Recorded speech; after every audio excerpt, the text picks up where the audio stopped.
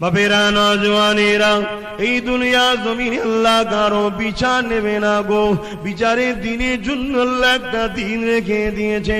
সুম্মা নুফিকা উখরা ফাইযা হুম কিয়ামুন ইয়ানজিরুন। আবার সিংহাতে ফু দেওয়া হবে। যেমন জমিনে নাঙল দিলে আলু ওঠে, ওইভাবে মানুষ উঠতে থাকবে। ওই দিনটা হবে বিচারের দিন। এ যুবকেরা, ওই বিচারের দিনের আগ পর্যন্ত তোমাকে কবরের জমিনে থাকতে হবে। যখন তোমার নিঃশ্বাসটা ফুরিয়ে যাবে, কেউ তোমাকে তুলে তুলে মাটি মঞ্জিলটা দেয়, তবেই তুমি যেতে পারবে। না হয় তোমার শরীরের কোনো বল থাকবে না, তোমার শরীরে কোনো বুদ্ধি থাকবে না। ওই রুটা যখন বেরিয়ে চলে যাবে, আল্লাহ পাক ওই রুটা দিয়েছে, নিঃশ্বাস দিয়েছে, চোখ দিয়েছে, হাত দিয়েছে, জ্ঞান দিয়েছে, বিবেক দিয়েছে, বুদ্ধি দিয়েছে। এ দুনিয়া মানুষেরা, আমার জমিনের উপরে আমার দাসত্ব কর, আমার আসমানের নিচে আমার দাসত্ব কর। তোদের জন্য আমি কোরআন পাঠিয়েছি। ওই কোরআনের ব্যাখ্যা প্র্যাকটিক্যাল দেখিয়েছে মুহাম্মদ রাসূল। তোরা আমার নবীকে মেনে নে। যদি তোরা নাজাতটা পেতে চাস, যুগে যুগে দুইটা দল হবে। একটা হলো রহমানের দল, আর একটা হলো শয়তানের দল। রহমানের দলের মেন দায়িত্ব দিয়ে মুহাম্মদ রাসূলকে পাঠিয়েছি। মুহাম্মদ রাসূলের পক্ষে হাজারো আলেম উলামা এসেছে, হাজারো আলেম উলামা চলে যাবে, হাজারো আলেম উলামা আসবে। মনে রেখে দিবি, যার বক্তব্য একটা কথা পাবি, নবী নবী নবী নবী নবী নবী নবী। মনে রেখে দিবি, এ তোর রহমানের দলের গোলাম।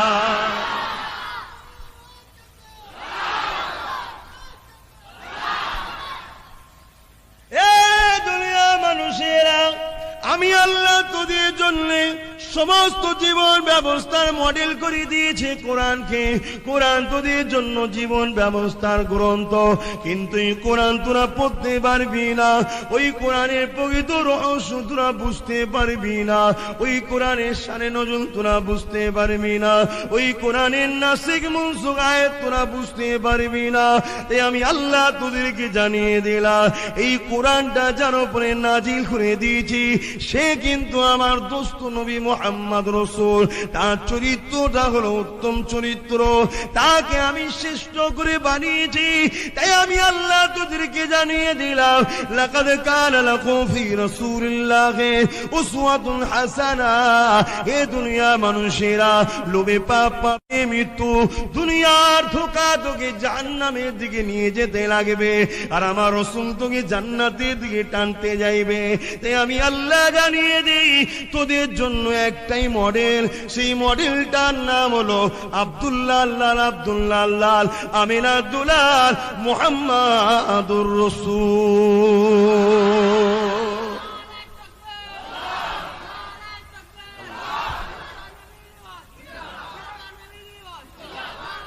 আল্লাহু আকবার। এই কবরের জমিনে রাসূলকে হাজির করানো হবে। যে রাসূল চিনতে পেরে যাবে, আমার আল্লাহ বলবে, ফেরেশতা ওকে আর প্রশ্ন করার দরকার, ও সব পেয়ে গেছে। কিন্তু রাসূলকে যখন চিনেছে, তাহলে ও রাসূলকে ভালোবেসেছে, ঈমান এনেছে, রাসূলের কথা মতো চলেছে। আর রাসূলের কথা মতো যে চলে, সে তো ইসলামকেও চেনে, আমাকেও জানে। অতএব ওকে নাজাত দাও। রাসূলের কথা মতো চলা দরকার আছে না নাই? রাসূলের কথা কোন জায়গায় শুনবেন? নামাজে, শুধু রোজাতে, শুধু হজেতে, শুধু দান খায়রাতে, শুধু পীর মুর্শিদের মানাতে না।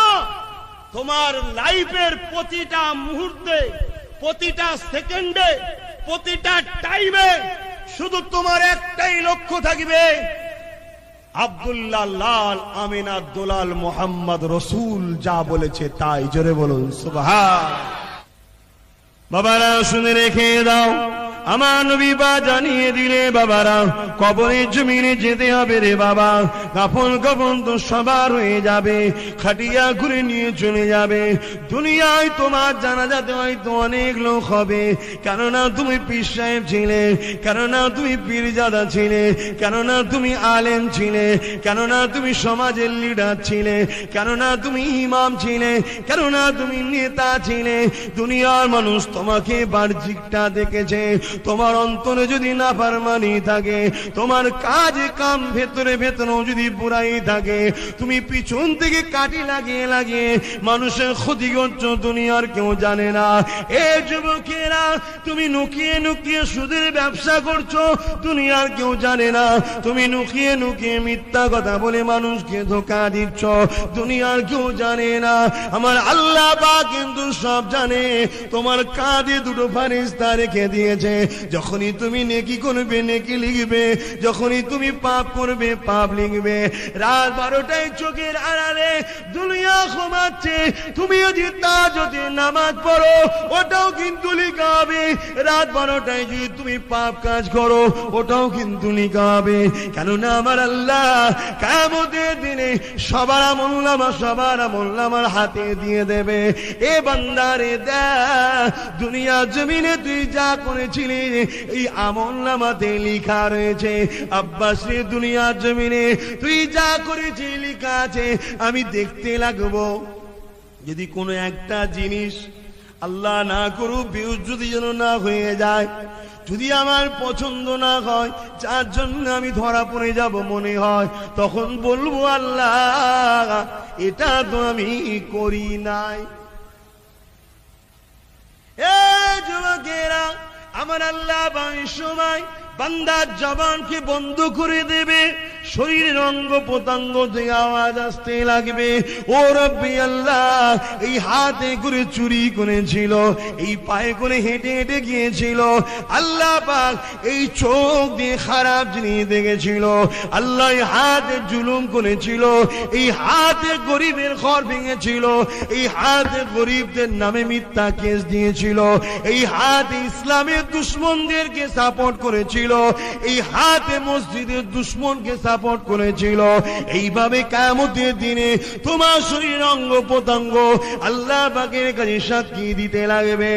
এই যুবকেরা, তাই বলে দিয়ে যায় পরিবর্তন হয়ে যাও দুনিয়ার মারের ভয়েতে, দুনিয়ার ডরের ভয়েতে, দুনিয়ার দুবেলা দুমুঠো পেট ভরে খাবার জন্য ঈমানকে সওদা করে দিও না গো, আল্লাহ দিনকে মুছে দিও না গো, রাসূলের বিরোধী হয়ে যেও না গো, আল্লাহ পাকের নাফরমানি হয়ে যেও না গো, আল্লাহ সৃষ্টি নারীদের উপরে জুলুম করো না গো, আর মা বোনেরা স্বামীদের উপরে বেহুজ্জতি করো না গো, বেপরদা হয়ে বাইরে বেরো না গো। কেননা আল্লাহ পাকের জান্নাত লেখা আছে, আদ-দাইয়ুসু লা ইয়াদখুলুল জান্নাহ, দাইয়ুস কোনদিন জান্নাতে যেতে পারবে না। সাহাবারা জিজ্ঞাসা করেছিলেন, ইয়া রাসূলুল্লাহ, হাবিবাল্লাহ, দাইয়ুস কারা? আল্লাহ নবী জানিয়ে দিলে, যারা বেপরদা হয়ে বাইরে ঘোরাফেরা করে, আল্লাহ পাকের নাফরমানি করে বেড়ায়, তারা হলো দাইয়ুস। ওই দাইয়ুস কোনদিন জান্নাতে যাবে না। এই যুবকেরা, দুনিয়ার শয়তান চাইবে তোমাকে দাইয়ুস বানাবার জন্য, সামান্য কিছু অর্থ দিয়ে তোমাকে বাইরে বার করবে, সামান্য কিছু লোক দিয়ে বাইরে বার করবে, কিন্তু এই কবরের জমিনে তোমার যখন লাশ যাবে, আল্লাহ নবী জানিয়ে দিলে 99টা করে সাপ দেবে, এক একটা সাপের দুটো করে মুখ হবে। ওই সাপ যদি দুনিয়ায় কোনো জায়গায় নিঃশ্বাস ফেলে, ওখানে আর কোনোদিন গাছ গজাবে না। এ আমার আম্মা বোনেরা, বাপ ভাইয়েরা, এইরকম 99টা করে সাপকে নিয়ে ওই কবরের জমিনে থাকতে পারবে না গো। তাদের 30, 40, 50 বছর একটু দুনিয়ায় কষ্ট করে নাও, কবরের জমিনে মোস্তফা জানের রহমত আসবে। এ ফারিস্তারে, আমি মুহাম্মদ সাক্ষী দিচ্ছি, আব্বাস যেখানে যেত আমি মুহাম্মাদের কথা বলতো, ও আমার গোলাম, আমার গোলাম। এই ছেলেগুলো যেখানে যেত নবী নবী নবী করে চিৎকার দিত। এ ফেরেশতারে, চলতে গিয়ে ভুল হয়েছে, কিন্তু আমি মুহাম্মদ বলি, এরা আমার প্রেমিক ছিল। আরো জোরে বলো।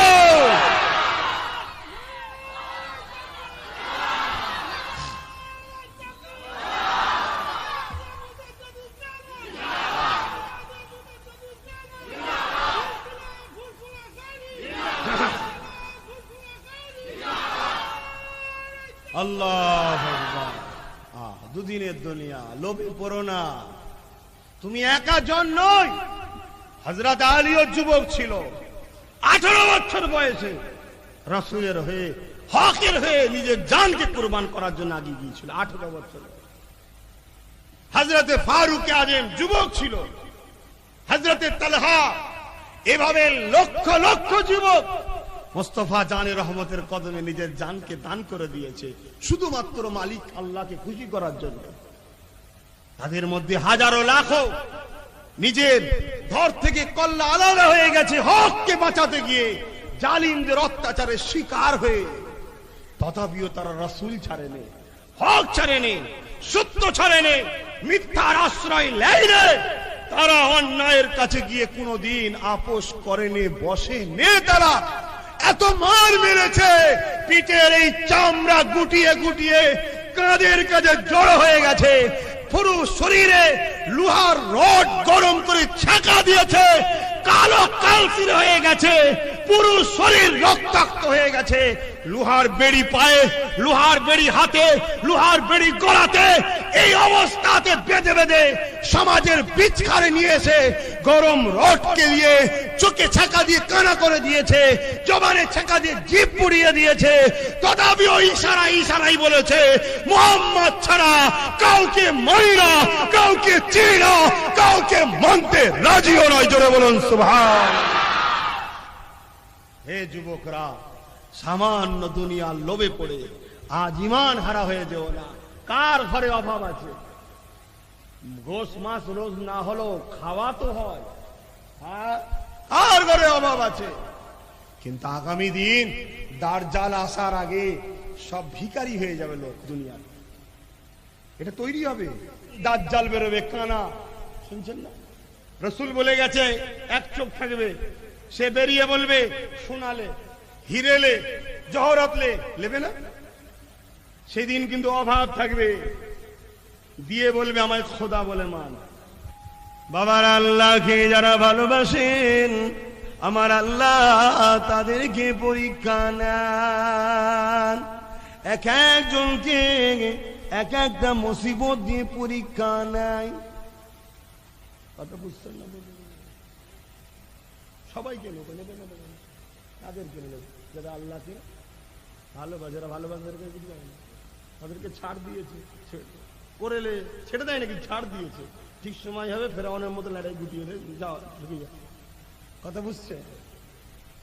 এ যুবকেরা, আল্লাহ সৃষ্টির মধ্যে আল্লাহ পাকের কাছে সব থেকে দামি, সব থেকে প্রিয় কে?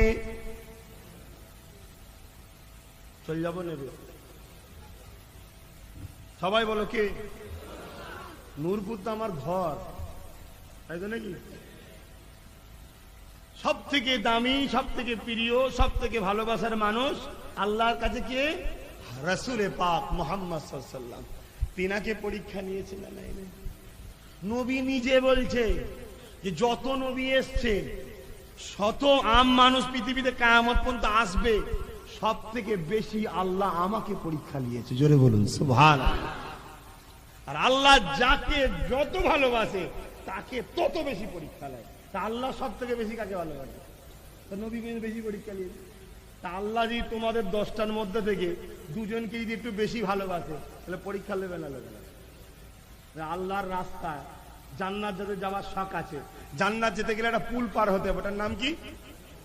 পুলসেরাটটা কেমন দ্বারা বলো বলো? সব জেনে গেছেন, চুলের থেকে সরু আর হিরের থেকে ধার, তাহলে জান্নাত ফিরি ফিরি দেবে, যা পার হয়।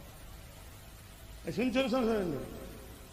এখনই প্র্যাকটিস করো না, দেখি এই বাঁশটা একটু তেল ফেল মেকিয়ে দিয়ে এর উপর দিয়ে হাঁটাহাঁটি অভ্যাস করো, দেখি কেমন পারো। চুলোর থেকে সরু, ওখানে প্র্যাকটিসই হয় না, ওখানে কিসে হবে ভাই? ঈমান। আর ঈমানটা কি? আল্লাহ আল্লাহ রসুলকে সব থেকে বেশি ভালোবাসা, সব কিছুর থেকে, জানের থেকেও ভালোবাসা। আর যে আল্লাহ আল্লাহ রসুলকে ভালোবাসবে জানের থেকে বেশি, সে কখনো আল্লাহ ওয়ালাদের ঘরে বা নবীর খানদানদের ঘরে সমালোচনা গালিগালাজ করতে পারে? জোরে বলুন পারে? কোন মুসলিম কি করছে না করছে আমি বলতে আসিনি। তুমি যদি মুসলমান হও, তোমার দুনিয়ায় কি হচ্ছে না হচ্ছে ওই দুনিয়ার স্বার্থে তুমি কখনো নবীর খানদানকে সমালোচনা করতে পারো না। তাই আমি যেখানেই যাই আমার ভালোবাসার মানুষদের ঘরে বলি, খবরদার কোন পীর সাহেব পীরজাদাদের আহলে রাসূলদের সমালোচনা করবে না, তার কাছেও যাবে না, তার সাথে কথাবার্তা বলারও দরকার নেই, দূরে থাকো, কিন্তু সমালোচনাও করতে পারবে না। কেন? তারা নবীর খানদানের সন্তান। ঠিক না বেঠিক? ভুল করছে, জবাব আল্লাহর কাছে দেবে। বাবেরা, নওজওয়ানেরা, এ নবী বাগে প্রেমিকেরা, আমার রাসূলুল্লাহ জানিয়ে দিলেন কবরের জমিনটা কেমন হবে। ৯৯টা করে সাপ দেবে, জাহান্নামের একটা গর্ত বানিয়ে দেবে, যেখানে আগুন জ্বলতে লাগবে। ওই সাপগুলো দুনিয়ার সাপ নয়, জাহান্নামের এই সাপ। যে সাপের একটা দংশ লেগে মানুষ ছটফট করে কাঁদতে থাকবে, কিন্তু সেখানে মৃত্যু হবে না, আবার কামড়াতে থাকবে। এইভাবে ৯৯টা সাপ তার উপরে দংশন করবে। আল্লাহ যেন আমাদের ঘরে এই রকম কবর দিয়ে হিফাজত করে, বলুন আমিন। এ যুবকেরা, আল্লাহ জাত পাকের কসম করে বলেছে, যাকে আমি দুনিয়ায় শান্তি দেব আখিরাতে দেব না, আর যাকে আখিরাতে শান্তি দেব দুনিয়ায় দেব না। টাকা থাকলে শান্তি হয় না গো, গাড়ি চেপে বেড়ালে শান্তি হয় না গো। শান্তি এখানে থাকে, আমার ভাইকে মারবে, আমার ভাইকে কেস দেবে, আমার বোনকে রেপ করবে, আমার মসজিদ ভাঙবে, আমার মাদ্রাসা ভাঙবে। আমি প্রেম যদি করি, আমার অন্তর কখনো শান্তি পেতে পারে না। আব্বাস সিদ্দিকীকে বাইরে থেকে তোমাদের মনে হয় বড় চকচিকে হয়ে বেরিয়ে আছে, না না, এক একজন এক এক দিক দিয়ে পরীক্ষা। আল্লাহ নাই, কাউকে আল্লাহ ধরি করে পরীক্ষা নাই। সে অর্থগুলো আল্লাহর রাস্তায় ব্যয় করে, অর্থ নিয়ে অহংকার করে নাকি দেখবে, অর্থ নিয়ে মানুষকে মিথ্যা কেস দিবার জন্য পুলিশকে ঘুষ দিয়ে জুলুম করে নাকি দেখবে। না না, দিকে আল্লাহ অর্থ দিয়ে পরীক্ষা লায়, আবার কাউকে গরিব করে পরীক্ষা লায়। এই গরিব পেটে জ্বালাতে হারাম খেয়ে ফেলে নাকি দেখবো না। আমার নবী পাকের মুখে দিকে তাকিয়ে তাকিয়ে বলবে না, আরে আমার নবী 3 দিন খাইনে পেটে পাথর বেঁধে ছেলেছ, আমার না এক বেলা হলো না, আমি হারাম খাবো না।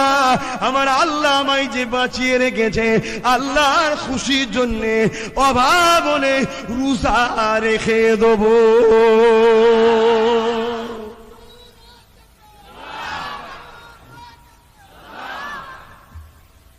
এসব পরীক্ষা আল্লাহ।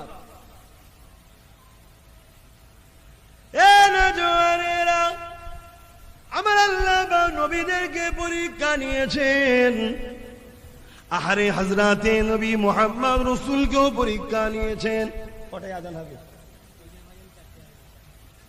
আচ্ছা, এখানে 4টে আযান হবে, ঠিক আছে, 4:35 হবে। এ নওজওয়ানেরা, আল্লাহ নবীকে আমার আল্লাহ কত ভালোবাসেন সবই তো আমরা জানি। আদম নবীকে বলেছিল, আদম রে তুমি কিসে রাজি? আদম নবী বলেছিলেন, আল্লাহ আপনি যাতে রাজি, আমি আদম সফিউল্লাহ তাতে রাজি। মুসা নবীকে আল্লাহ জিজ্ঞাসা করেছিল, এ মুসা, আমি আল্লাহ তোমাকে দুনিয়া জমিনে পাঠাবো, ফেরাউনের ঘরে লালন পালন করে বড় করব, ফেরাউনের কোলে তুমি বসে থাকবে। ফেরাউন তামাম পৃথিবীর বাদশা ছিল, ভুল বিচার করবে, একজনের হক আর একজনকে পাইয়ে দেবে। এ মুসা, তুমি যখন ছোট থাকবে, তুমি এই ভুল বিচার ফেরাউনের দেখে তুমি সহ্য না করতে পেরে ছোটবেলায় ফেরাউনের গালে টেনে চড় মারবে।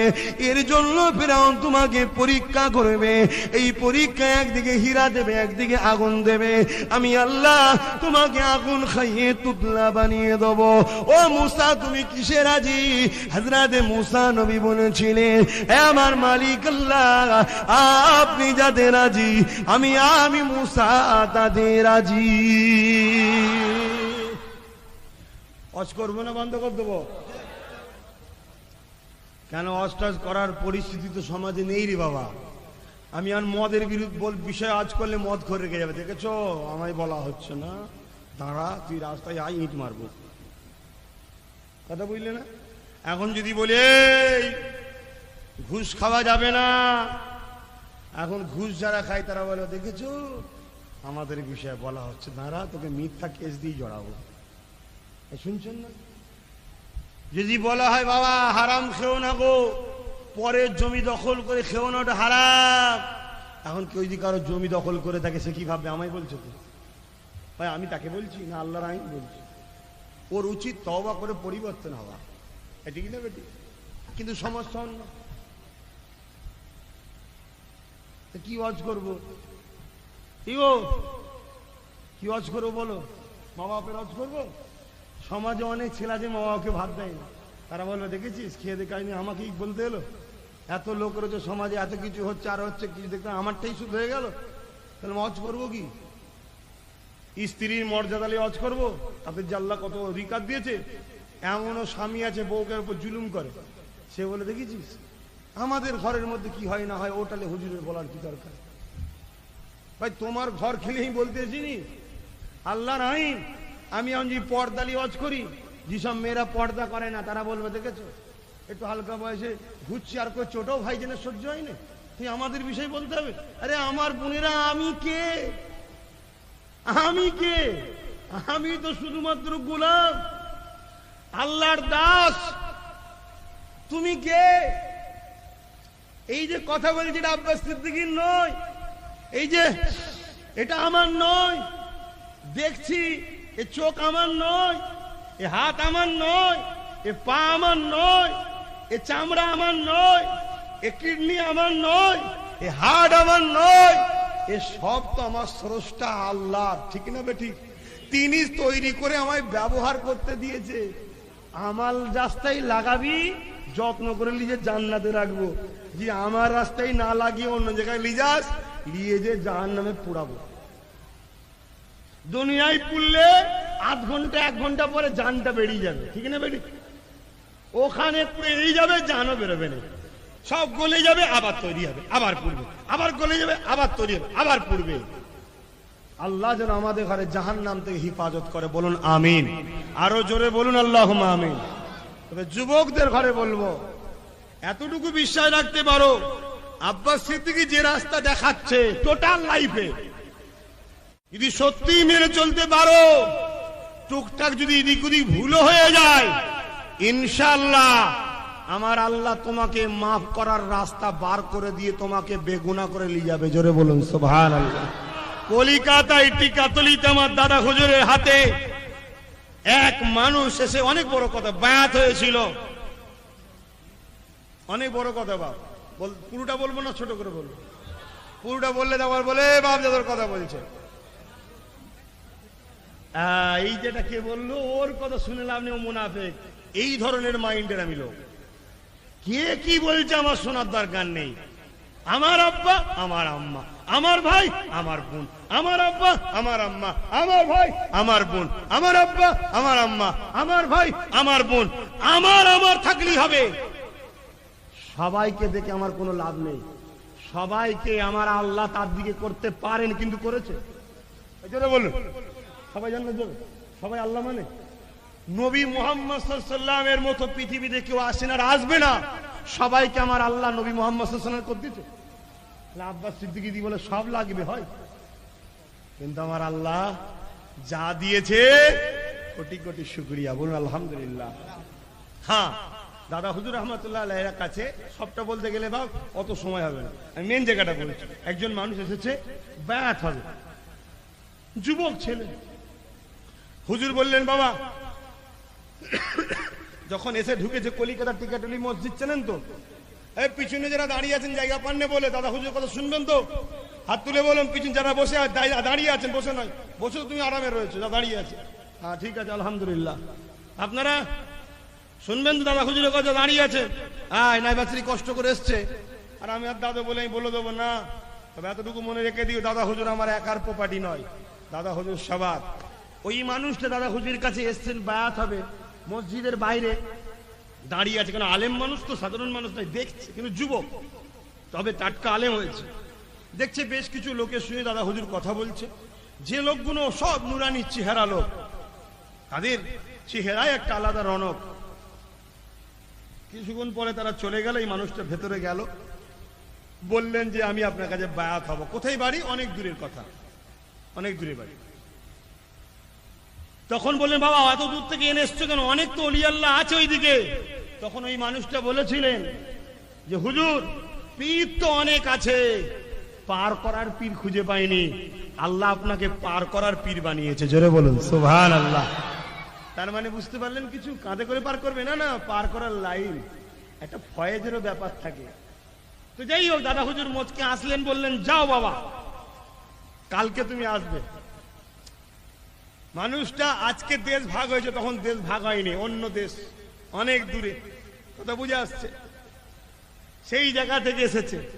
তখন দেশ ভাই না, সব ভারত ছিল, বিশাল ভারত তখন ছিল। অপরিচিত জায়গা, কলকাতায় কোথা থাকবে, কোনোভাবে রাত্রিরে মশার কামড় টামড় নিয়ে কষ্ট করে রাতটা কাটিয়েছে। ফজরের নামাজ ওই টিকাটুলি মসজিদে হুজুরের পিছনে পড়লো। পড়ার পরে বললেন, কি গো বাবা, অমুক এসেছো? যে হুজুর এসছি, আগিয়ে আসো বাবা, হাতটা ধরো বাবা। হাতটা যখন ধরেছে, চোখের দিকে তাকাও। যখনই তাকিয়েছে, ওই আলেম বান্দাটা বলছে, আমার পুরো শরীর কম্পন হচ্ছে, কাঁপছে, হাত ছাড়াতেও পাচ্ছি না। হুজুর ব্যাত করে দিলেন, বললেন এগুলো পড়ো, আমি বলছি কিন্তু শরীর পুরো কাঁপছে। কিন্তু আমার মধ্যে একটা প্রশ্ন জাগলো, হুজুর আপনার সঙ্গে আমার একটা কথা জানতে ইচ্ছা যায়।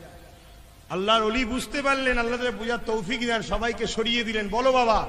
হুজুর এই কাজটা কালকে করে নিলেই তো মিটিয়ে যেত, তাহলে ঘরে চলে যেতাম। এত কষ্ট করে বাইরের মানুষ, রাত্রিরে কোথায় থাকবো, মশা মাছর কি সমস্যা।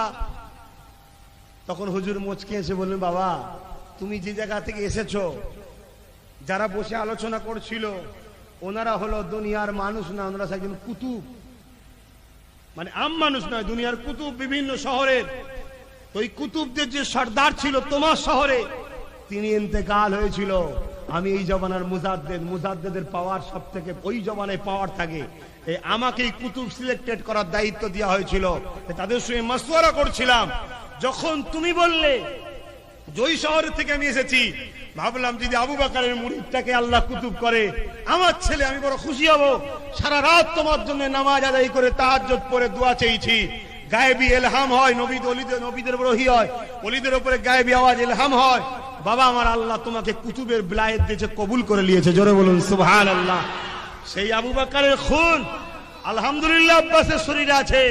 এতটুকু বলে যেতে পারি, বেঈমানি করিনি আর করব না। যেটাই করছি দিন হকের জন্য, আল্লাহর জন্য, আর আল্লাহ সৃষ্টি হিসাবে তোমাদেরকে ভালোবাসি, তাই করছি। তুমি বুঝতে অসুবিধা হতে পারে। সেই জায়গায় ওই মানুষটা ভাবছে, যার হাতে হাত দিয়ে এত বড় বেলায়েতের দরজা পায়, তার কাছে থাকলে আরো কিনা পাবো, তাই না? তাই যেতে চাই না। দাদা হুজুর বললেন, বাবা শহরে বহুত পাপ হয় রে বাবা, কুতুবদের ওসিলায় আল্লাহ শহরকে টিকিয়ে রাখে। শুনছেন? আল্লাহ ওয়ালাদের গুরুত্ব আছে না নাই? আজও কেউ কেউ তাহাজ্জুদের নামাজ পড়ে কাঁদে বলে এখনো তোমাদের উপরে মুসিবত সেইভাবে আসেনি। সেই জায়গাতে তুমি যাও বাবা। সে কিছুতে যেতে চাইনি। হুজুর কিছু খলিফাকে বললেন, যাও বাবা, একে জোর করে তুলে দাও গাড়িতে। মেট্রো ট্রেন কি সব গাড়ি ছিল তখন, তুলে দাও। যখন গাড়িতে তুলে দিচ্ছে, দাদা হুজুর তখন বলেছিলেন, বাবা দুনিয়ায় আর হয়তো দেখা হবে না, আল্লাহর জান্নাতে দেখা হবে বাবা। জোরে বলুন সুবহানাল্লাহ। এই ঘরের বাচ্চা, কিছু না থাকলে কেন বলতে যাব? আমারও কি আল্লাহর ভয় নেই? আমাকেও তো কবরে ঢুকতে হবে। হুজুরের ছেলে বলি কি ছাড় নাকি? আল্লাহ কারো বংশ ছেলে দেখবে না, আগে দেখা কি করেছিস। তা নিশ্চয়ই কিছু আল্লাহ কারে বুঝি, তাই বলছি। যদি থাকতে পারো মজবুত হয়ে, ইনশাআল্লাহ দেখা হবে আল্লাহর জান্নাতে। বলো ইনশাআল্লাহ। তো ভাইয়েরা আমার নবীর কথা বলছিলাম, যে আল্লাহ যাকে ভালোবাসে তাকে পরীক্ষা নেবে। একটু বলি, ধৈর্য না হলে হবে না, হতাশা হলে হবে না, কেননা হতাশা ইসলামের কোনো ইজাজত নাই। আল্লাহ বা ভালো জানে কাকে কিভাবে পরীক্ষা করবে, কার হাতে কি দায়িত্ব দেবে, কোন সময় কার থেকে দায়িত্ব কেড়ে নেবে, সব কিছুই আল্লাহ পাক ভালো জানেন। এ যুবকেরা, তরুণেরা, আমার নবী পাক যখন মক্কা জমিনে আসলেন, আল্লাহ দ্বীনের কথা বলতে লাগলেন। কাবার পাশে দাঁড়িয়ে গিয়ে বলতে লাগলেন, লা ইলাহা ইল্লাল্লাহ আনা মুহাম্মদ রাসূলুল্লাহ। নবী আমার বললেন, বাবারা নারীদের উপরে অত্যাচার করো না বাবারা, শিশুদের হককে দাও, শিশুদের উপরে জুলুম করো না। নবী আমার বললেন বাবারা ইনসাফ কায়েম করো বাবা, মানুষের হককে মেরে নিও না বাবা, আমানত খেয়ানত করো না বাবা। ধনীরা হয়ে তোমরা গরিবদেরকে হত্যা করছো, জুলুম করছো, মানুষকে মারছো, এগুলো করো না গো বাবা। কেননা মালিক সবাইকে সৃষ্টি করেছে, তিনি সব দেখছেন, এর বিচার একদিন হবে। এইভাবে যখন নবী বলে একটা দুটো তিনটে করে আমার নবীর দিকে দলে দলে লোক আসতে লাগলো। ওই সময় দেখা গেল আবু জেল উদবা সাইবা দেখতে লাগলো মুহাম্মদকে রুখতে হবে, কি করে লুকা যায়। কেন আমার নবী একটা বড় খানদানের সন্তান, কুরাইশ বংশের সন্তান, তার দাদু বাপ দাদাদের বড় নাম ছিল, তাই নবীকে ডাইরেক্ট না রুখতে পেরে যারা রাস্তার বিভিন্ন জায়গায় বসে থাকতে লাগলো, রাস্তায় বিভিন্ন জায়গায় বাধা দিতে লাগলো, মুহাম্মাদের কাছে কেউ না যেতে পারে, যে আমার নবীর কাছে যাবে রাস্তায় থেকে আটকে আটকে দিতে লাগলো, তাদেরকে মারতে লাগলো, জুলুম করতে লাগলো। আর যারা একজন দুজন মোহাব্বত করে ফেলেছে তাদেরকে এত জুলুম করেছিল, বুকে ভারী পাথর চাপিয়ে দিয়ে গরম বালির উপরে শুইয়ে দিয়েছিল। তারা এই অবস্থায় অনেকে মারা গেছে, তথাপিও তারা আল্লাহর পরীক্ষায় কামিয়াবি হয়ে জান দিয়েছে। আমার নবী এবং হক সত্য নাইকে তারা কখনো ছেড়ে দেয়নি।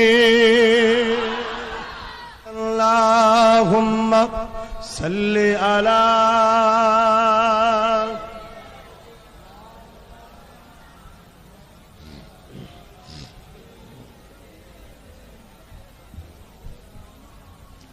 আমার আব্বারা ভাইরা, ভালো করে বুঝার চেষ্টা করুন।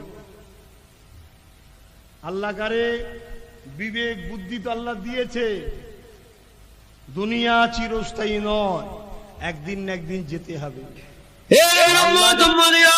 যখন আমাদের ঘরগুলো নোংরা হয়ে যায়, যখন আমাদের ঘরগুলো দেওয়ালগুলো নোংরা হয়ে যায়, যখন গন্ধ হয়ে যায়, নোংরা হয়ে যায়, আমরা ঘরগুলো ভেঙে ফেলি না, আমরা দেয়ালগুলো ভেঙে ফেলি না, আমরা কি করি, আমরা বাজারে চলে যাই, বাজারে গিয়ে রং কিনে নিয়ে আসি, রং কিনে নিয়ে এসে ওই নোংরা দেওয়ালগুলোকে ভালো করে ধোয়াধুয়ি করে পূজাপুজি করে উপরে রং লাগিয়ে দিই।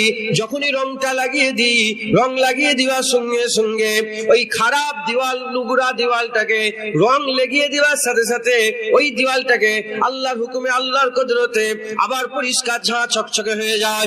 ওই রকম দ্বারা আমরা বড় গুনাহগার, নিকৃষ্ট, জঘন্য, খারাপ আমাদের করে যদি ঠিক হতে হয়, আমাদের জীবনগুলোকে ধ্বংস করতে হবে না, মরে যেতে হবে না, মেরে দিতে হবে না। আমাদের কি করতে হবে? তওবা করে, মুজাহাদা করে আমাদের ওই নোংরা কলবে, দিলের উপরে যদি একটু রং লাগিয়ে দিতে পারি, আমাদের দিলগুলো পরিষ্কার হয়ে যাবে। আমাদের করে আমার আল্লাহ আলা দরজার বান্দা বানিয়ে দেবে। রান্নাঘর আছে না, রান্নাঘরে তো নোংরা, আপনি রান্নাঘরে যে দেখবেন না, তো তেল চিটে হয়ে গেছে, সব কাঠে রান্না, ধোঁয়া ধুই কালো হয়ে গেছে। কি হবে, কি হবে? কি রান্নাঘর পরিষ্কার করতে গেলে আবার ভেঙে নতুন করে রান্নাঘর তৈরি করে না? বাজারে যে রং কিনে এসে মেরে দেয়, চকচকে হয়ে গেল, আবার নতুন হয়ে গেল, আবার নোংরা হয়ে গেছে, আবার রং মাখাল। মুসলমান, এই ওয়াজের মজলিস থেকে যারাই রং নিয়ে গিয়ে মাখাবে, আমার আল্লাহ তাদের দিলকে নূর করে দেবে।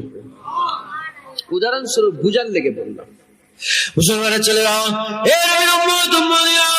আল্লাহ আমাদের করে একে অপরের মুখ দেখার জন্য জান্নাতের বাগানে নিয়ে আসে নেই, একে অপরের মুখ দেখার জন্য ওয়াজের মজলিসে বসায় নেই। আমার আল্লাহ পাক আমাদের করে ইমানে কামেল বানানোর জন্য, আমলে কামেল বানানোর জন্য, সত্যিকারের মুসলমান বানানোর জন্য, আশিকে খুদা বানানোর জন্য, আশিকে রসুল বানানোর জন্য, ওলি আউলিয়া বানানোর জন্য, হাক্কানি বান্দা বানানোর জন্য আমার আল্লাহ পাক নিয়ে এসে বসিয়ে দিয়েছেন, আমার আল্লাহ নিয়ে এসে জড়া করে দিয়েছেন।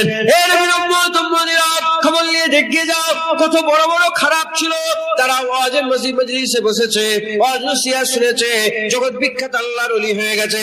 খবর নিয়ে দেখে যাও, হযরতে ইব্রাহিম বিন আদহাম বলে একটা মানুষ ছিল, জগৎ বিখ্যাত বাদশা ছিল, আল্লাহ জগৎ বিখ্যাত আল্লাহর ওলি করে দিল। বিশ্বের হাফি বলে একটা লোক ছিল, জগৎ বিখ্যাত মত করছিল, জগৎ বিখ্যাত আল্লাহর ওলি হয়ে গেল। হাবিব আজমি বলে একটা লোক ছিল, জগৎ বিখ্যাত জগৎ বিখ্যাত সুদ করছিল, পরিবর্তনে জগৎ বিখ্যাত আল্লাহর ওলি হয়ে গেল। মালিক ইবনে দিনার ছিল, জগৎ বিখ্যাত বাজে লোক ছিল, আর পরিবর্তন হয়ে গেল, জগৎ বিখ্যাত আল্লাহর ওলি হয়ে গেল। আর এখানে পড়ে শুয়ে আছে আব্দুল মোমেন বলে একজন মানুষ শুয়ে আছে, বাকুলে শুয়ে আছে। আর হিন্দু প্রতাপ চন্দ্র সেন ছিল, তওবা করে পরিবর্তন হলে 40টা আব্দালের সরদার হয়ে সুফি আব্দুল মোমেন হয়ে আল্লাহর দরবারে বিদায় নিল। কথা ঠিক না ভুল বলেন মুসলমান? আমরা কি সুদ খাই নেই? এখানে সুদখোর বসে আছে, মদখোর বসে আছে, জেনাখোর বসে আছে? না না, অত গুনাহ আমরা করি না। আমাদের গুনাহ একটু গান শুনে ফেলি, একটু সিনেমা দেখে ফেলি, একটু এই করে ফেলি। কথা ঠিক না ভুল বলে? হ্যাঁ, একটু চোখে জেনা হয়ে গেল। হ্যাঁ, যদি অত খারাপ, যদি অত বড় ওলি হতে পারে, হ্যাঁ আমরা অল্প খারাপ, অল্প হলেও ওলি হতে পারবো না? পারবো না? হ্যাঁ, অল্প খারাপ, অল্প অল্প মাকামে পেতে পারি না? পারি না? মেহনত করতে হবে। কি বললাম? কল আছে, জীবনে পেঁয়াজ বুঝবে না। কল টিপতে হবে, পানি বের করতে হবে, খেতে হবে, তারপরে তোমার পেঁয়াজ মিটবে, না হলে মিটবে না। মুসলমানের ছেলেরা, এ নবীর উম্মত উম্মতিরা, আমার আল্লাহ পাক আমাদের জান্নাত দিতে চায়। এজন্যই তোমার আল্লাহ পাক আমাদের ঘরে রমজান দিয়েছে। আমার আল্লাহ আমাদের জান্নাত দিতে চায়, এজন্যই তোমার আল্লাহ আমাদের নামাজ দিয়েছে। আমার আল্লাহ আমাদের জান্নাত দিতে চায়, এজন্যই তোমার আল্লাহ আমাদের যাকাত দিয়েছে। আমার আল্লাহ পাক আমাদের জান্নাত দিতে চায়, এজন্যই আমাদের হজ দিয়েছে। আমার আল্লাহ আমাদের জান্নাত দিতে চায়, এজন্যই আমাদের ঘরে আল্লাহ কুরবানি দিয়েছে। আমার আল্লাহ আমাদের জান্নাত দিতে চায়, এজন্যই আমার আল্লাহ আরাফাত দিয়েছে। আমার আল্লাহ পাক আমাদের জান্নাত দিতে চায়, এজন্যই তো আমার আল্লাহ পাক আমাদের ঘরে লাইলাতুল কদর দিয়েছে। আমার আল্লাহ আমাদের জান্নাত দিতে চায়, এজন্যই তো আল্লাহ শবে বরাত দিয়েছে। আমার আল্লাহ আমাদের জান্নাত দিতে চায়, এজন্যই তো আমার আল্লাহ আশুরা দিয়েছে। আমার আল্লাহ আমাদের জান্নাত দিতে চায়, এজন্যই তো আমার আল্লাহ পাক আমাদের ঘরে কুরআন দিয়েছে, রাসূল দিয়েছে। আমার আল্লাহ আমাদের জান্নাত দিতে চায়, এজন্যই তো আমার আল্লাহ সাহাবা দিয়েছে, তাবিঈন দিয়েছে, তাবিঈন মেদিন দিয়েছে। আমার আল্লাহ আমাদের জান্নাত দিতে চায়, এজন্যই তো আমার আল্লাহ ওয়াজের মজলিস দিয়ে এখন আমার আল্লাহ শোনাচ্ছে। এই মুসলমানের ছেলেরা, আল্লাহ জান্নাত দিতে চায়, এটা পুরা ক্লিয়ার। এবার আমাদের পালা এসে গেল, এবার আমাদের নিজেদের করে প্রশ্ন করতে হবে, আমরা কি জান্নাত পেতে চাই? আল্লাহ জান্নাত দিতে চায়, আমরা কি জান্নাত পেতে চাই? যদি বলে হ্যাঁ হ্যাঁ আমরাও জান্নাত পেতে চাই, তাহলে কি করতে হবে? আল্লাহর হায়ের সাথে হা লাগিয়ে দাও। যখন তোমার হা আল্লাহর হা মিলে যাবে, আমার আল্লাহ জান্নাত দিয়ে দেখে দিদার দান করো। আল্লাহ জান্নাত দিতে চায়, আপনারা জান্নাতে যেতে চান? জোরে বলেন। হ্যাঁ, আল্লাহ জান্নাত দিতে চায়, এজন্যই তো আসসালাতু মিরাজুল মুমিনিন। আল্লাহ জান্নাত দিতে চায়, এজন্যই তো আসসাওমু লি ওয়া আনা আজিজি বিহি, আসসাওমু লি ওয়া আনা উজ্জা বিহি। রোজা আল্লাহ দিদার করায় একবার, জোরে বলুন। হ্যাঁ হ্যাঁ মুসলমান, আমার আল্লাহ আমাদের জান্নাত দিতে চায়, এজন্যই তো আমার আল্লাহ এই জিলহজ মাস দিয়েছে, একবার জোরে বলুন। কি মাস চলছে এটা বলেন? হ্যাঁ, জিলহজ মাস। হ্যাঁ, আরবি বছরে 12 মাসের শেষ মাস জিলহজ। রমজানকে আল্লাহ সরদার করেছে, কিন্তু বরকতের দিক দিয়ে রমজানকে আল্লাহ সরদার করেছে, সম্মানের দিকে জিলহজ মাসকে আমার আল্লাহ রমজানের থেকে বড় করেছে। যত মাস আছে এই মাসের মধ্যে সবচেয়ে বড় মাস হচ্ছে 4টে। কটা? 4টের মধ্যে সরদার রমাদান, আর রমজানের পরে আমার আল্লাহ পাক জিলহজকে দান করেছে, একবার জোরে বলেছে। কোন রিওয়ায়াতে এসেছে যে আরাফাতের যেটা দিন, আরাফাতের দিন এর মাকাম আমার আল্লাহ লাইলাতুল কদরের মতন করেছে, একবার জোরে বলে। এই গতকালকে চলে গেল আরাফাতে, সব মানুষ সব হাজির আরাফাতে বসেছিল, সব বসে আছে। কি করতে? আরাফাতে বসে কোরআন পড়ার লেগে? আরাফাতে বসে কোনো স্পেসিফিক দোয়া আছে? না না, আরাফাতে শুধু বসে থাকা, ওটাই হজ। আরাফাতে শুধু বসে থাকা, ওটাই হজ, ওটাই হজ। আমার আল্লাহ পাক আমাদের জান্নাত দিতে চায়, এজন্যই তো আমার আল্লাহ বাইতুল্লাহ আমাদের ঘরে দিয়েছে। আমার আল্লাহ আমাদের কাবাতুল্লাহ দিয়েছে, জোরে বলুন। মুসলমান আমাদের মেহনত করতে হবে। আমরা এখান থেকে শুনবো, নিজের জীবনে বাস্তবায়ন করবো, বলেন ইনশাআল্লাহ। মুসলমানের ছেলেরা, আমার আল্লাহ আমাদের ঘরে অনেক নিয়ামত দিয়েছে, তার মধ্যে সবচেয়ে বড় নিয়ামত আমার আল্লাহ পাক আমাদের ঘরে হুজুর পাক দিয়েছেন। সবচেয়ে বড় নিয়ামত আমার আল্লাহ আমাদের ঘরে কোরআন দিয়েছে।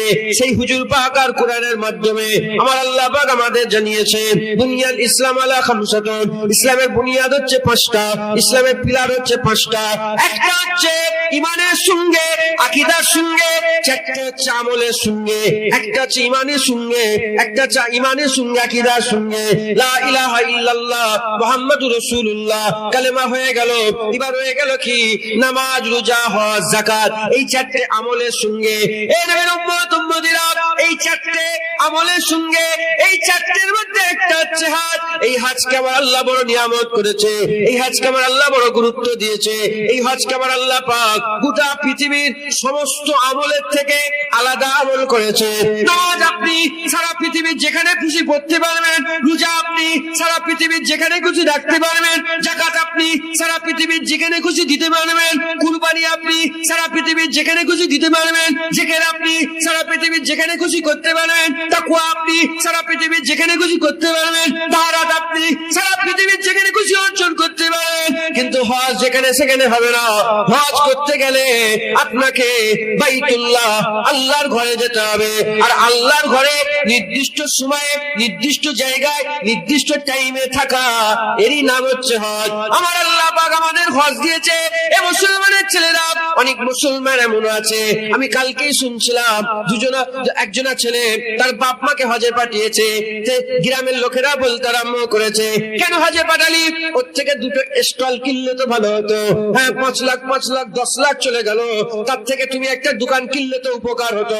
না মুসলমান, না মুসলমান, হুজুর পাক পরিষ্কার জানিয়ে দিয়েছে, যারা যারা আওকাত থাকা সত্ত্বেও যারা হজ করলো না, ইহুদি হয়ে মরবে না নাসারা হয়ে মরবে আমি জানি না। তাই আপনাদের বলে দিয়ে যায়, যারা আল্লাহর ঘর কাবায় চলে গেল, আমার আল্লাহ পাক তার জন্য আখিরাতে উচ্চ মাকাম দান করে দিল। আমার আল্লাহ কাবা শরীফ মক্কা শরীফে তৈরি করেছে, বাইতুল্লাহ আল্লাহর ঘর। ওই ঘরে কি আমার আল্লাহ থাকেন? জোরে বলে, জোরে। ওই ঘরে কি আল্লাহ থাকেন না? কেন তৈরি করলেন আল্লাহ? আল্লাহ আমাদের উপরে ইহসান করলেন ওই কাবা তৈরি করে। একবার জোরে বলেছে, আমাদের উপরে ইহসান করলেন। কুরআন খোলেন, সূরা হজ,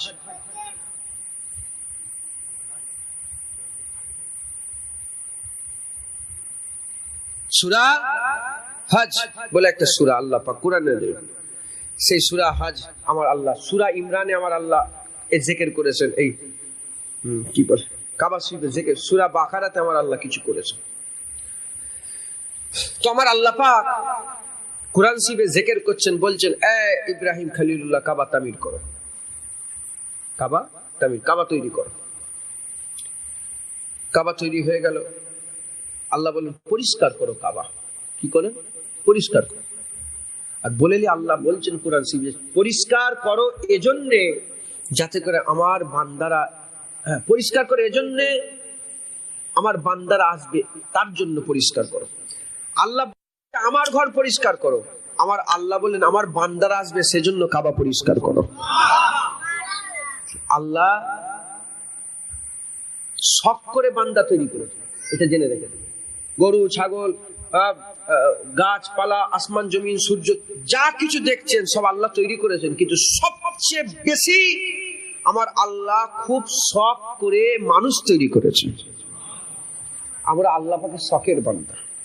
আল্লাহ খুব ভালোবেসে, খুব মোহাব্বত করে, খুব মোহাব্বত ভালোবাসা দিয়ে আমার আল্লাহ আমাদের বান্দা করে, মানুষ করে পাঠিয়েছে। একবার জোরে বলে। তাহলে আমার আল্লাহ পাক যখন শখ করে বান্দা বানিয়েছেন, আল্লাহ শখ করেই কাবা তৈরি করে আমাদের আসার লেগে কাবা পরিষ্কার করিয়েছে। কাকে দিয়ে? ইব্রাহিম খলিলুল্লাহকে দিয়ে। একবার জোরে বলেছে। সেই পরিষ্কারের দায়িত্ব এখনো পর্যন্ত ইব্রাহিম খলিলুল্লাহর বংশ, রাসূলুল্লাহর বংশের মাধ্যমে এখনো পর্যন্ত চলছে। কিয়ামত পর্যন্ত হুজুরের বংশ লোকেরাই কাবা পরিষ্কার করবে, অন্য কেউ পরিষ্কার করবে না। রাসূলুল্লাহর বংশ পৃথিবীর সবচেয়ে বড় বংশ কুরাইশ বংশ, হাশিমি গোত্রের মাধ্যমে দিয়ে আমার আল্লাহ কাবা পরিষ্কার করাচ্ছে। হুজুরের পরে চার কাবিলা মানে 4 দলে বিভক্ত হয়ে গেল, কেউ পানি খাওয়াতো, কেউ পরিষ্কার করতো, এরকম করে 4 দলে বিভক্ত হয়ে গেল, কিন্তু হুজুরের খানদান কাবা পরিষ্কার করল। আল্লাহ ঘর তৈরি করলেন আর নবীর বংশকে দিয়ে কাবা পরিষ্কার করলেন। কেন? আল্লাহর বান্দারা কাবায় আসবে বলে। মুসলমান আমাদের মেহনত করতে হবে। মেহনত অনেক রকম ভাবে করা যায়, তবে আল্লাহ পাওয়ার জারিয়া নামাজ, রোজা, যাকাত আছে। হজকেও আমার আল্লাহ বড় গুরুত্ব দিয়েছে। আর হজ এই মাস ছাড়া আর এই 8, 9, 10 এই ছাড়া হজ জীবনে যদি বলেন হবে না। স্পেশাল দিন, স্পেশাল জায়গা। নামাজ স্পেশাল জায়গা নয়, যেখানে খুশি পড়ে, সারা পৃথিবী মসজিদ, যেখানে খুশি পড়ে। যাকাত যেখানে খুশি দিতে পারবেন, কিন্তু হজ যেখানে সেখানে করা যাবে না। মুসলমান আমার আল্লাহ আমাদের উপর ইহসান করেছেন। কুরবানি হাজিদের লেগে, কুরবানি সবার জন্য নয়। ঈদের নামাজ, ঈদুল আজহা হাজিদের জন্য, সবার জন্য নয়। কিন্তু হুজুরের সাদকাতে, হুজুরের দোয়াতে আমার আল্লাহ কবুল করে নিলেন। কবুল করে নিয়ে কি করলেন? আমার আল্লাহ ওই কাবায় হজ হচ্ছে, সেই হজের কুরবানি গোটা পৃথিবীর মানুষকে আল্লাহ জয়েন করে দিলেন। কাবায় হজ হচ্ছে, সেই হজের ঈদুল আজহা সারা পৃথিবীর মানুষকে জয়েন করে নিলেন। কাবায় হজ হচ্ছে, সেই হজের তাকবীরে তাসরিক, আল্লাহু আকবার, আল্লাহু আকবার, লা ইলাহা ইল্লাল্লাহ, আল্লাহু আকবার, আল্লাহু আকবার, লিল্লাহিল হামদ আছে না? আর গোটা পৃথিবীর মানুষকে আল্লাহ জয়েন করে নিলেন। একবার জোরে বলুন, আমাদের উপর ইহসান করলেন আমার আল্লাহ পাক। মুসলমান এই মাস হচ্ছে হজের মাস, এই মাস হচ্ছে খাস। মুসলমানের ছেলেরা, এই নবীর উম্মত উম্মতেরা, মুসলমানের ছেলেরা খুব খেয়াল করে শুনে রেখে দেয়, আমার আল্লাহ পাক দুনিয়াতে বিভিন্ন রকমের ফল দেয়, দুনিয়াতে বিভিন্ন রকমের ফল দেয়। আজিরের জন্য একটা আল্লাহ মৌসুম তৈরি করেছে, পেঁপের জন্য আল্লাহ মৌসুম তৈরি করেছে, এরকম ভাবে আলুর জন্য আল্লাহ একটা মৌসুম তৈরি করেছে। ওই রকম দ্বারা আমার আল্লাহ পাক ইবাদতের মৌসুম তৈরি করেছে। যেমন ইবাদতের মৌসুম রমজান মাসে, আমার আল্লাহ রমজান মাসকে আমার আল্লাহ ইবাদতের মৌসুম করেছে। অনুরূপ ভাবে এই জিলহজ মাসকেও আমার আল্লাহ ইবাদতের মৌসুম করেছে। জিলহজ মাসও ইবাদতের মৌসুম। আমার আল্লাহ পাক আমাদের করে জিলহজ মাস দিয়েছেন। এই জিলহজ মাসে হজ, এই হজের প্রতি আমাদের গুরুত্ব দিতে হবে। শুনছেন আপনারা? হজের প্রতি আমাদের কি করতে হয় বলেন? গুরুত্ব দিতে হবে। এই হজের আগাজ, হজের ইবতিদা ইব্রাহিম খলিলুল্লাহ হুজুরের পর থেকে নয়। হ্যাঁ, আল্লাহর ঘর কাবা ইব্রাহিম খলিলুল্লাহ হুজুরের পর থেকে নয়। আল্লাহর ঘর কাবা একদম প্রথম দুনিয়া শুরু হওয়া থেকে আল্লাহর ঘর। কারণ আল্লাহ কুরআনে বলেছে, ইন্না আউওয়ালা বাইতি উদিয়া লিন-নাস, মানুষদের জন্য প্রথম ঘর কোথায়? লাল্লাযী বিবাক্কাতা, মক্কা শরীফ। মানুষদের কোন উলামা হাজরাত বলেছে না, দ্বীনি ঘর মানে মুসলমানদের লেগে দ্বীনি ঘর ওইটা প্রথম না। ইন্না আউওয়ালা বাইতি উদিয়া লিন-নাস, নাস মানুষের জন্য প্রথম ঘর। তার মানে ঘর কাকে বলে? 4 দেওয়ারি থাকবে, দরজা থাকবে, মাথায় ছাদ থাকবে, এর নাম কি? ঘর। মানুষদের লেগে প্রথম ঘর। তার মানে দুনিয়াতে কোনো ঘরই হয়নি, প্রথম ঘর আমার আল্লাহ কাবা ঘর তৈরি করলেন। আমি আপনাদের জেনারেল নলেজের জন্য বলে দিয়ে যাই, কাবা ঘর মোট 10 বার তামির হয়েছে। কবার বলেন? 10 বার। ইব্রাহিম খলিলুল্লাহ তার আগে 3 বার তামির হয়েছে, ইব্রাহিম খলিলুল্লাহ 4 বার, তারপরে 6 বার তামির হয়েছে। হুজুর পাক নিজে তামির করেছে। পরে কাবা শরীফকে ছোট করে দেওয়া হয়েছে। এখন আমরা কাবা শরীফ কিরাম দেখি? 4 কোণা। কাবা শরীফ কিরকম বলে? আপনারা দেখেছেন কাবা শরীফ তো মোবাইলে, কিরকম? 4 কোণা। কিন্তু ওইটা কাবা শরীফ না, হুজুর পাক এটা করেছেন 4 কোণা। আগে কাবা শরীফ ইব্রাহিম খলিলুল্লাহ হুজুরের জামানায় কাবা শরীফ, তার আগে কাবা শরীফ কেমন ছিল? 2টো কোণ ছিল আর একদিকে গোল ছিল। যেটা হাতিম দেখেন কাবা শরীফ পাশে একটা গোল মতন ঘিরা থাকে, দেখেছেন? ওইটা সমেত কাবা শরীফ, ওটাকে নিয়ে পুরা দুদিকে কোণ, এরকম কোণ, আর ওইদিকে সামনে কোণ, এটা আল্লাহর ঘর কাবা। হুজুর পাক ওটাকে ভেঙে হুজুর পাক মাঝখান দিয়ে আর্ধেক ছাদ করে দিলেন, আর্ধেক খোলা করে দিলেন, আর্ধেকে তালা লাগিয়ে দিলেন, আর একটা ফাঁকা। কেন হুজুর পাক সাল্লাল্লাহু আলাইহি ওয়াসাল্লাম আল্লাহ পাক জানিয়েছিলেন, হুজুর জানতেন যে এমনও দিন চলে আসবে তখন বড় লোকরা বড় লোকদের লেগে খুলবে, গরিবদের লেগে খুলবে। হুজুরের উম্মত সব হুজুরের কাছে সমান, গরিবও যেমন রাসূলুল্লাহর উম্মত, আমিরও তেমন রাসূলুল্লাহর উম্মত। হুজুর কি করলেন, আমাদের দিকে খেয়াল করে হুজুর আর্ধেকটা তালা করে দিলেন, আর্ধেকটা খুলে দিলেন, আর হুকুম দিয়ে দিলেন যে যে দরজা খুলে কাবার ভিতরে নামাজ পড়লে যেমন কাবার ভিতরে নামাজ হয়, হাতেমের ভিতরে নামাজ পড়লে ওই রকম কাবার ভিতরে নামাজ হয়। আম্মা জান আয়েশা সিদ্দিকা হুজুর একদিন রাসূল পাক সাল্লাল্লাহু আলাইহি ওয়াসাল্লাম, ইয়া রাসূলুল্লাহ, সব করলেন, ইয়া রাসূলুল্লাহ, হাবিবুল্লাহ হুজুর, আমি কাবা শরীফের ভিতরে নামাজ পড়তে চাই, ওই ছাদওয়ালা কাবার ভিতরে নামাজ পড়তে চাই। হুজুর পাক আম্মা আয়েশাকে বললেন, তুমি হাতেমের ভিতরে নামাজ পড়ো। আম্মা আয়েশা হাতেমের ভিতরে নামাজ পড়লেন। আম্মা জান যখন হাতেমের ভিতরে নামাজ পড়লেন, হুজুর পাক বললেন, আয়েশা তুমি যেমন ওই ঘরের ভিতরে নামাজ পড়লে, যে কাবার ভিতরে নামাজ, হাতের ভিতরে নামাজ পড়লে সেই হাতের ভিতরে আল্লাহর ঘর কাবার ভিতরে নামাজ, একবার জোরে বলুন। তাহলে এই কাবা শরীফ, কুরআন শরীফের জিকির ইব্রাহিম খলিলুল্লাহ হুজুরের আছে, ইব্রাহিম খলিলুল্লাহ হুজুর আছে। আমার আল্লাহ পাক কুরআন শরীফের মধ্যে বলছেন যে কিভাবে ইব্রাহিম খলিলুল্লাহকে আমার আল্লাহ পাক নিশান দিলেন। এক টুকরা মেঘ চলে এলো, যখন কিছুই ছিল না, ফাঁকা, এক টুকরা মেঘ চলে এলো, এসে ওই মেঘ ছাওয়া করে দিল, পুরা মেঘটা যেমন ছায়া করে দিল, ওই ছাওয়া অনুযায়ী খুঁড়তে আরম্ভ করলেন। খুঁড়তে নিচই আসলান যে আগেকার যেটা প্রথম ইন্নাওয়ালা বাইতি উদিয়ালিন, যেটা প্রথম ঘর, সেই ঘরের ভিত উঠে চলে এলো। ইব্রাহিম খলিলুল্লাহ সেই ভিতের উপর থেকে কাবা তামির করতে আরম্ভ করলো। মুসলমানের চলে তো খেয়াল করে শুনে রেখে দেন, মুফাসসিরে কুরআনরা তাফসীরের মধ্যে বর্ণনা করতে আরম্ভ করে দিয়েছে। মুফাসসিরে কুরআনরা আর তাফসীরের সঙ্গে বর্ণনা করতে আরম্ভ করে দিয়েছে। আর কিভাবে বর্ণনা করছেন শুনে রেখে দেন। অনেকে বলে যে না না না, ইব্রাহিম খলিলুল্লাহ থেকে কাবা, যদি ইব্রাহিম খলিলুল্লাহ থেকে কাবা হতো তাহলে ইখতিলাফি কথা আছে।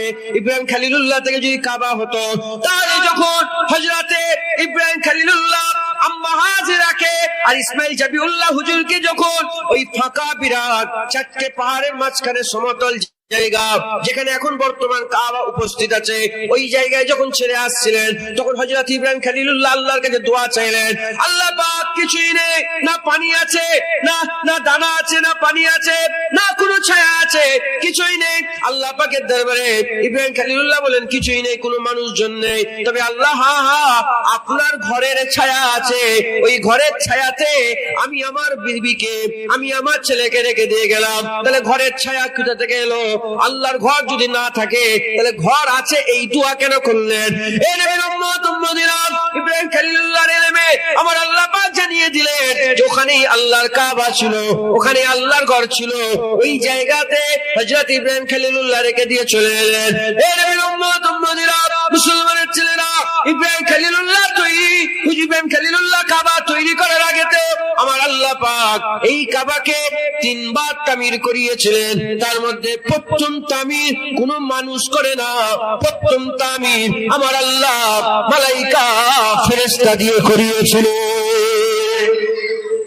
কাবা শরীফ প্রথম মালাইকা ফেরেশতারা তৈরি করলেন। ঘটনা এমন হলো, হযরতে আদম সাফিউল্লাহ ছিলেন জান্নাতে, পাইকারে জান্নাত ছিলেন। হুজুরের জন্ম জান্নাতেই। হুজুরের জন্ম বলতে সৃষ্টি, হুজুর তো বাপ মা ছিল না। হুজুরের সৃষ্টি কোথায় বলেন? হুজুরের মিলাদ কোথায় বলেন? জান্নাত।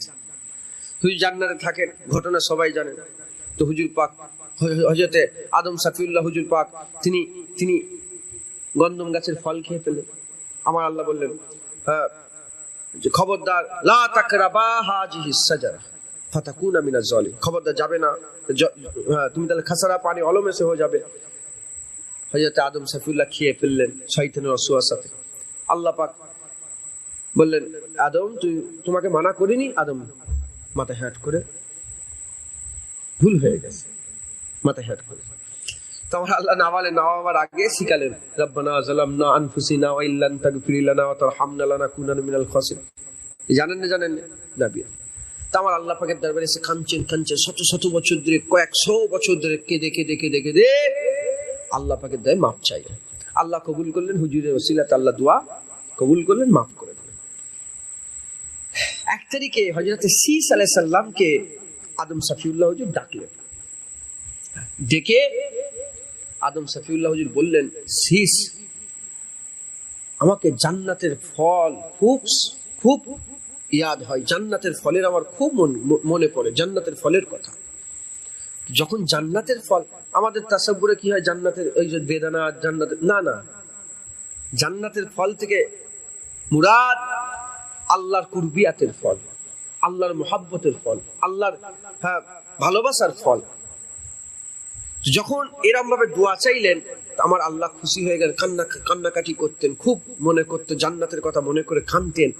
হ্যাঁ, আপনি যদি একটা বিশাল জায়গায় থাকেন, খুব ভালো কথা, আপনি যদি মদিনায় থাকেন, মদিনা সে হুজুরের, এইভাবে চিন্তা করেন, হুজুরের দরবারে আপনি আছেন, বছরের পর বছর আপনি যদি চলে আসেন, আপনি যদি দেখে চলে আসেন, হুজুরের জায়গা থেকে আর পৃথিবীতে কোনো সুন্দর জায়গা আছে? হ্যাঁ, আপনার কি মদিনার কথা মনে পড়বে না?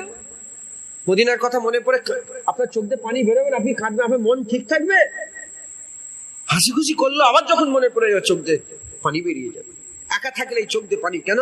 আপনার পেরেশান, আপনি মদিনার কথা সবসময় মনে থাকবে, রাসূলুল্লাহর মুহাব্বত, হুজুরের কুরবিয়াত আপনাকে খুব আপনাকে কষ্ট দেবে। হযরত আদম সফিউল্লাহ আল্লাহর কুরবিয়াতে ছিল, জান্নাতে ছিলেন।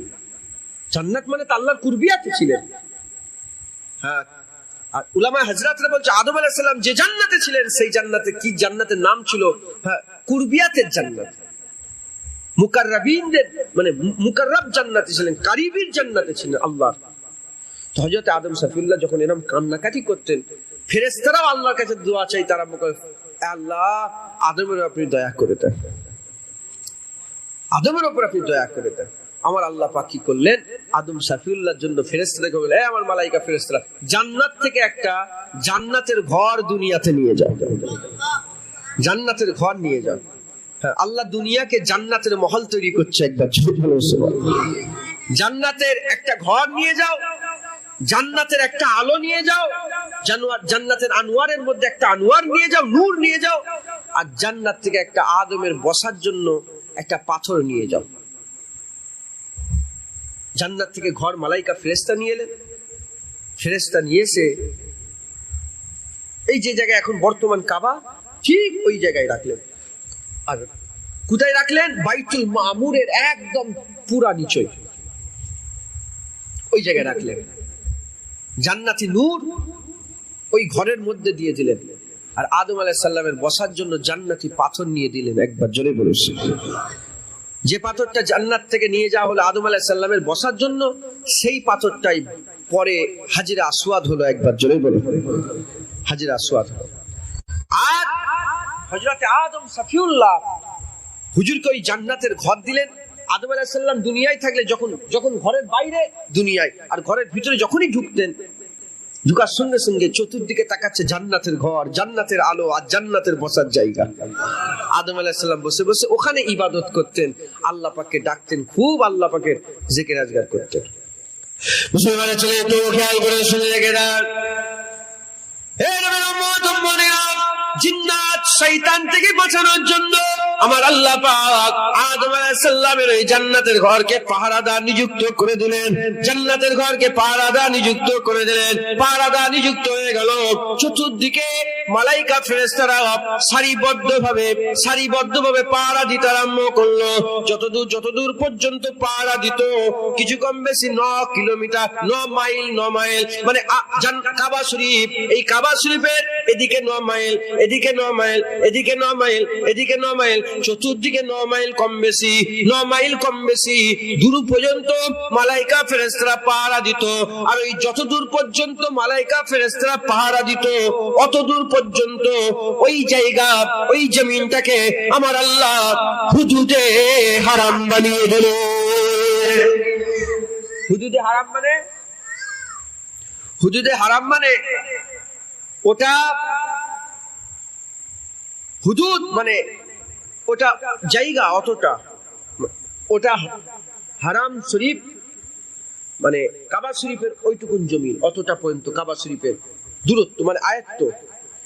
এই যে হুদুদে হারামের ভিতরে কেউ যদি ঢুকতে চায়, আমরা যদি ঢুকতে চাই, জীবনে এইভাবে ঢুকতে পারবো না, যেভাবে আছে এইভাবে ঢুকা যাবে না। ইসলাম নিষেধ করেছে, শরীয়তের খিলাফ হয়ে যাবে। যদি ঢুকতে হয় আপনাকে, যদি হজের সময় হয় তাহলে হজের নিয়তে ঢুকতে হবে, যদি হজের সময় না হয় নফল উমরার নিয়তে, নফল হজের নিয়তে ঢুকতে হবে। ইহরাম ছাড়া আপনি এমনি ঢুকতে পারবেন না, আল্লাহ নিষেধ। ঢুকতে গেলে আপনাকে ইহরাম করে। এবার যদি আপনি ওই জায়গার মানুষ হন আপনার লেগে ফতোয়া আলাদা, কিন্তু যদি এমনি মানুষ হন, ধরেন আপনি আমি গেছি কাবা শরীফ তওয়াফ করলাম, কাবা শরীফে আছে ঘুরছি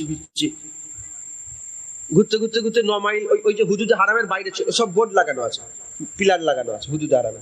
আমি যদি বাইরে চলে যাই, হুদুদে হারামের বাইরে যদি চলে যাই, আমি আর ঢুকতে পারবো না। আবার ঢুকতে গেলে আমাকে ইহরাম পরে নফল হজের নিয়ত মানে উমরা হজের নিয়ত করে ঢুকতে হবে। মাথায় ঢুকছে, বুঝতে পেরেছেন? তো যতদূর পর্যন্ত ওই মালাইকা ফেরেশতারা আদম আলাইহিস সালামকে পাহারা দিতেন, ওই পাহারাদার যত মালাইকা যতদূর পর্যন্ত ছিলেন, ওই অতদূর পর্যন্ত আমার আল্লাহ কি করলেন? হুদুদে হারাম বানিয়ে দিলেন। একবার জোরে বলে, ওটাই কাবা শরীফের হুদুদ, সীমা না হুদুদ, সীমানা, দূরত্ব, সীমানা বানিয়ে দিলেন।